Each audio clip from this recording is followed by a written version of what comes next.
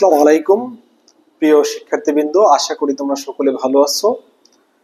আজ তোমাদের সাথে আমি ডোমেন রেঞ্জের দুটো টপিকস নিয়ে আলোচনা করব। ক্লাসটি শুরু থেকে শেষ অবধি যদি তোমরা মনোযোগ সহকারে দেখো, আমার বিশ্বাস ইনশাআল্লাহ তোমরা ক্লাসটি বুঝবে। আসো, প্রথমে আমি এই যে পরমমান সম্বলিত যে অংশটা আছে এই ফাংশনটা নিয়ে আলোচনা করব, এরপরে আমি এটা নিয়ে আলোচনা করছি। আসো, প্রথমত আমি যেটা আছে সেটা নিয়ে একটু বেসিক কথা বলি। বেসিক কথা যেটা, তা হলো দেখো, পরমমান ভাঙানোর যে বিষয়টা, এখানে যে পরমমান আছে এবং পরমমানের অবস্থানটা কোথায় আছে, দুইটা দিকেই আমাকে ফোকাস করতে হবে। তোমরা জেনে থাকবে এই যে পরমমানের ভিতরে যে পদটা আছে, এই পরমমানকে ভেঙে আমরা মোট তিনটা অংশ পেতে পারি। একটা অংশ হলো এক্স এর মান যখন জিরোর থেকে ছোট হবে তখন একটা ঘটনা ঘটবে, এক্স এর মান যখন জিরোর সমান হবে তখন একটা ঘটনা ঘটবে, এক্স এর মান যখন জিরোর থেকে বড় হবে তখন একটা ঘটনা ঘটবে। আমরা ঘটনা বলি একটু ধারাবাহিকভাবে বুঝে নেই। দেখো, এক্স এর মান যদি জিরোর থেকে ছোট হয় তাহলে পরমাণের ভিতরে যে পদটা আছে তাকে বোঝায় নেগেটিভ। পরমাণের ভেঙে সে পজিটিভ যদি হতে হয় তাহলে আরেকটা নেগেটিভ নিয়ে মুক্ত হলে নেগেটিভ নেগেটিভ গুণ হয়ে পজিটিভ হয়ে যাবে। এক্স এর মান যদি জিরো হয়, অর্থাৎ পরমাণের ভিতরে যদি জিরো হয়, রেজাল্ট জিরো মুক্ত হবে। এক্স এর মান যদি জিরোর থেকে বড় হয়, অর্থাৎ 2 3 4 5 এরকম যাই হোক না কেন তাই মুক্ত হবে। তাহলে এখন কথা হলো, এইখানে যে পরমমান আমরা দেখছি, এই পরমমান যার উপরে তার মান নেগেটিভ জিরো হতে পারবে না। কেন পারবে না? কারণ সে তার অবস্থান হরে। তাহলে এই অংশের ক্ষেত্রে বিশেষ করে এই যে ফাংশন যেটা দেয়া আছে তার ক্ষেত্রে এখানে বেসিক্যালি পরমমানের তিনটা অংশ হলেও এই শর্তের উপরে বেস করে বা এই ফাংশনের চেহারার উপরে বেস করে আমরা এর দুইটা রূপ গ্রহণ করতে পারবো। তাহলে একটা হবে জিরোর থেকে ছোট আর একটা হবে জিরোর সমান। এই দুইটা রূপ আমরা গ্রহণ করতে পারবো, বাকি ইকুয়াল টু জিরো এটাকে আমরা রিসিভ করব না। আসো তাহলে দেখে নেই ব্যাখ্যা বিশ্লেষণ। আমরা এখানে সমাধান এক করব এখন।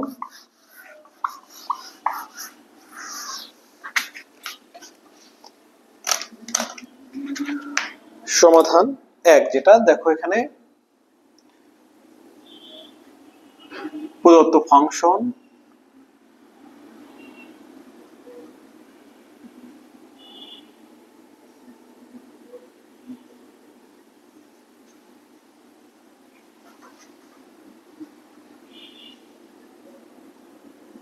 এটা আমাকে দেয়া আছে। আসো এটাকে আমি ভেঙে দেখাচ্ছি তোমাদেরকে।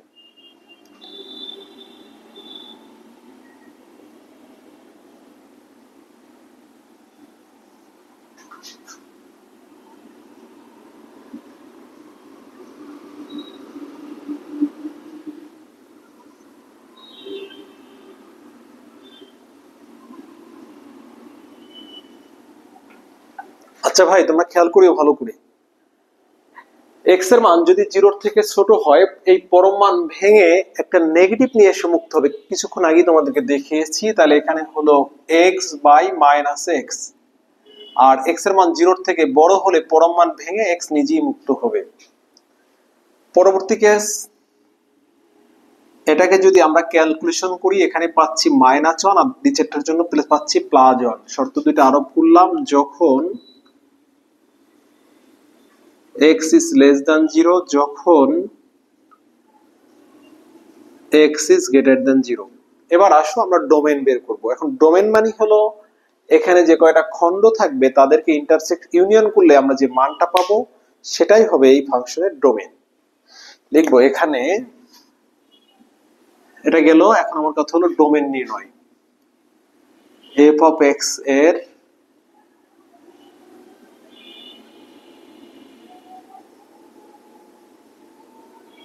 ডোমেন। এখন ডোমেনটা কি হবে ভাই? এখানে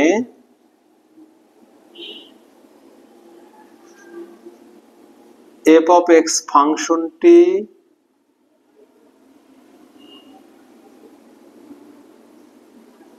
x is less than 0 এবং x is greater than 0 এর জন্য সংজ্ঞায়িত।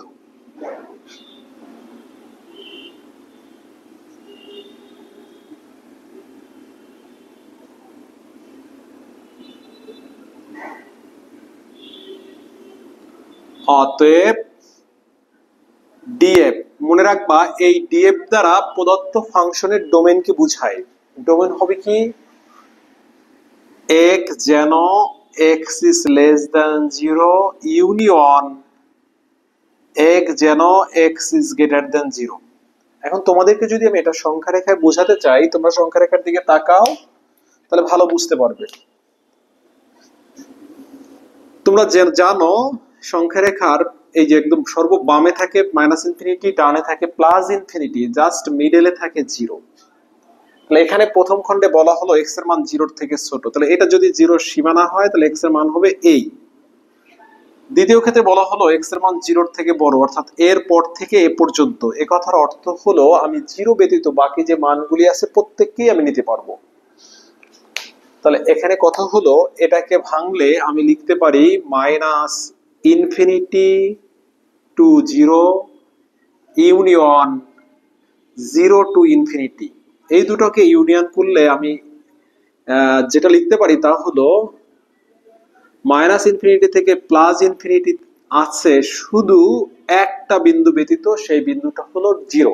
এটা হলো এই ফাংশনের ডোমেন। এখন আমরা বের করব রেঞ্জ। লক্ষ্য করো এই ব্যবধির জন্য রেঞ্জের মান 1, এই ব্যবধির জন্য রেঞ্জের মান 1, এটা হলো -1 আর এটা হলো 1। তাহলে রেঞ্জের মধ্যে আমরা নির্দিষ্ট দুইটা মান পাচ্ছি, আর যখন নির্দিষ্ট কোনো মান থাকবে তখন আমরা ওটাকে সেকেন্ড ব্র্যাকেটে আবদ্ধ করে প্রকাশ করি বা সেকেন্ড ব্র্যাকেটের মাধ্যমে প্রকাশ করি। তাহলে আমরা লিখব এফ অফ এক্স ফাংশনের রেঞ্জ, এটা গেল ডোমেইন। এখন লিখব রেঞ্জ।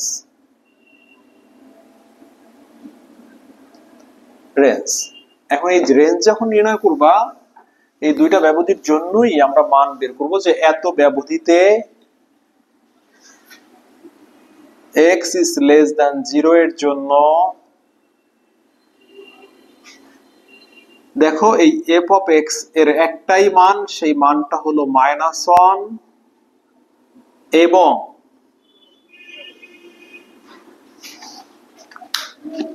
ওই যে দ্বিতীয় যেটা আছে x is greater than 0 এর জন্য f of x is equal to 1। অতএব RF হলো মূল ফাংশনের রেঞ্জ।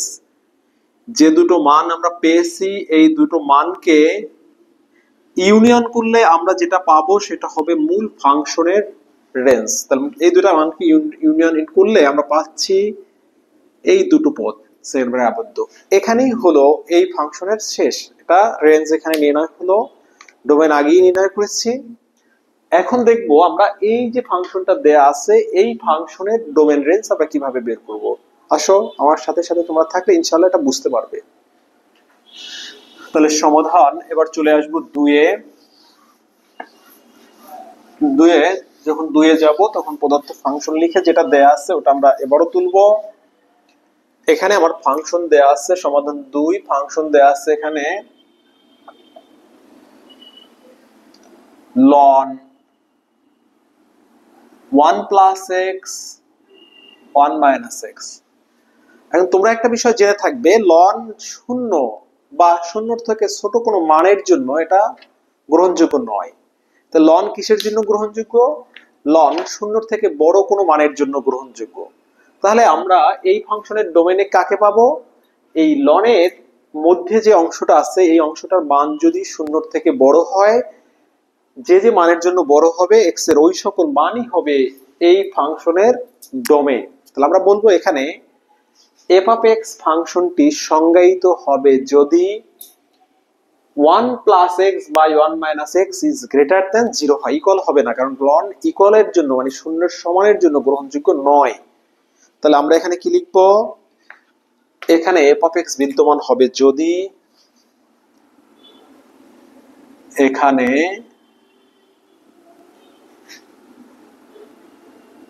f of x এর মান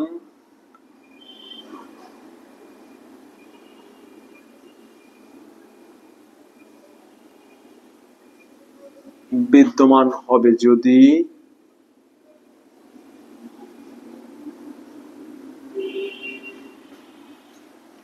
দেখো এখানে ln এর মধ্যে যে অংশটা আছে 1 plus x by 1 minus x is greater than 0 হয়।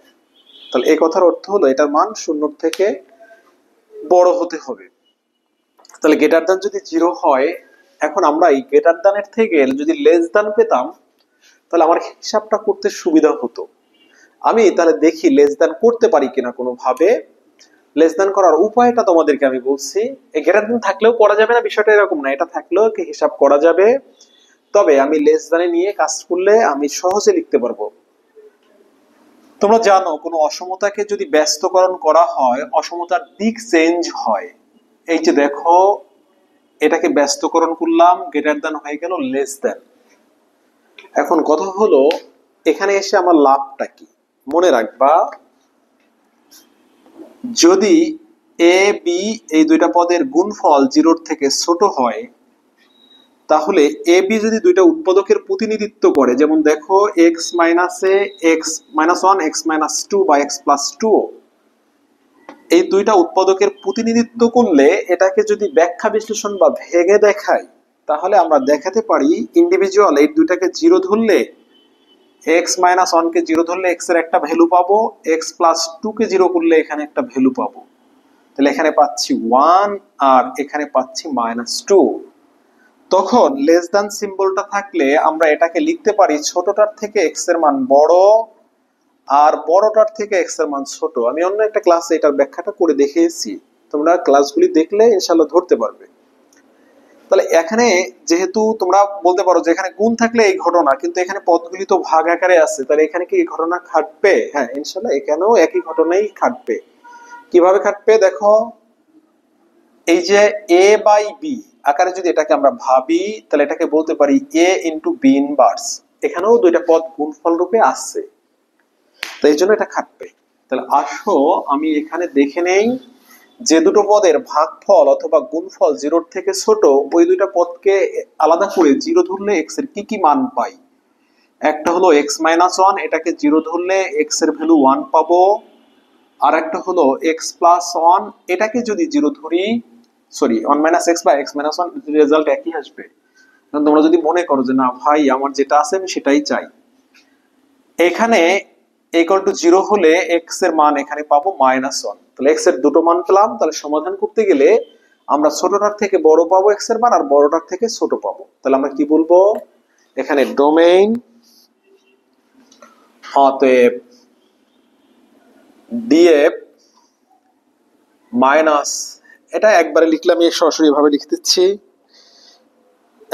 এখানে এই যে ইমপ্লাই দিয়ে আমি এখানে লিখে দিচ্ছি -1 is less than x is less than 1 এর জন্য এই ঘটনাটা সত্য।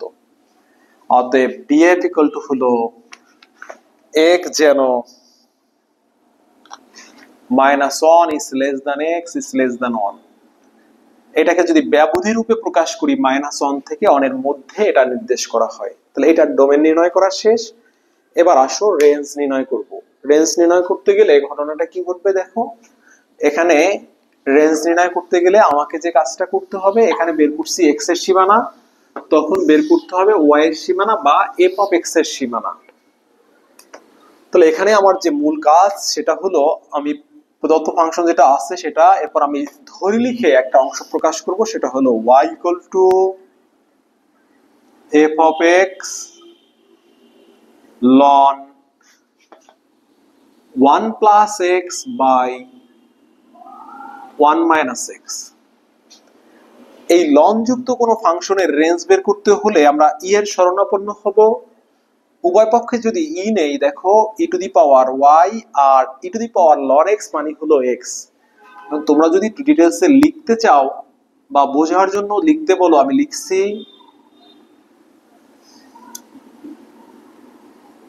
ই to the power Y equal to 1 plus x by 1 minus X. এখন তোমাদের প্রশ্ন হলো এটা হলো কিভাবে? হ্যাঁ উত্তর এই রেডি আছে, যেহেতু e to the power ln X is equal to X, অর্থাৎ লনে ই টু এর পাওয়ারে লনের সাথে যে অংশটা থাকবে সেটাই রেজাল্ট হবে এখানে। আসো এটাকে আমরা গুণ করে একটা প্রসেস করে ফেলি। এটাকে যদি গুণ করি তাহলে কি হচ্ছে e to the power y minus x e to the power y 1 plus x e to the power y minus 1 x যদি কমন নেই তাহলে আমার এখানে থাকছে 1 plus e to the power y।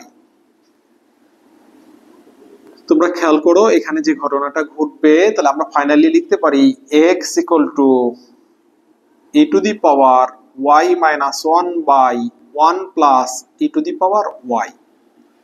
তাহলে এখানে কথা হলো এর এই যে y এর যে কোনো মান বসালেই এই ফাংশনটা x এর মান সংজ্ঞায়িত হবে, কারণ এর পাওয়ার তুমি পজিটিভ লিখো নেগেটিভ লিখো আর যাই লিখো y এর সকল মানের জন্যই এই অংশটা সংজ্ঞায়িত হয়। সুতরাং এই ফাংশনের রেঞ্জ হবে সকল বাস্তব সংখ্যা। তাহলে আমরা লিখবো এখানে y এর সকল বাস্তব মানের জন্য এখানে y এর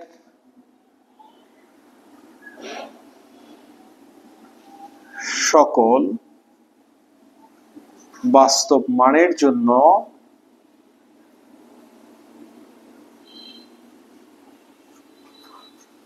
x সংজ্ঞায়িত। মানে এই যে y এর উপরে নির্ণয় করে x সংজ্ঞায়িত মানে কি, এই x বলতে এখানে f ইনভার্স y কে বোঝানো হলো। এই y এর সকল বাস্তব মান x এর মান বাস্তব, x এর মান বাস্তব। অতএব rf ইকুয়াল টু r। এখন তোমরা যদি এটাকে মাইনাস ইনফিনিটি থেকে প্লাস ইনফিনিটি লিখো তাও হবে। তো এই ফাংশনটা আমাদের অনার্স মেজর, নন মেজর এবং নিবন্ধন প্রভাষক এবং সহকারী শিক্ষক নিবন্ধন দুটোর জন্যই খুবই গুরুত্বপূর্ণ একটা বিষয়। এটা ডোমেন রেঞ্জ আসতে পারে। তোমরা খুব মনোযোগ সহকারে যদি খেয়াল করো ক্লাসটি, আমার বিশ্বাস তোমরা ইনশাল্লাহ বুঝতে পারবে। তারপরেও যদি তোমাদের কোনো কোশ্চেন থাকে কমেন্ট সেকশনে ইনশাল্লাহ জানাবে, আমি উত্তর দেওয়ার চেষ্টা করব। সকলে ভালো থাকো, সুস্থ থাকো, আল্লাহ হাফেজ।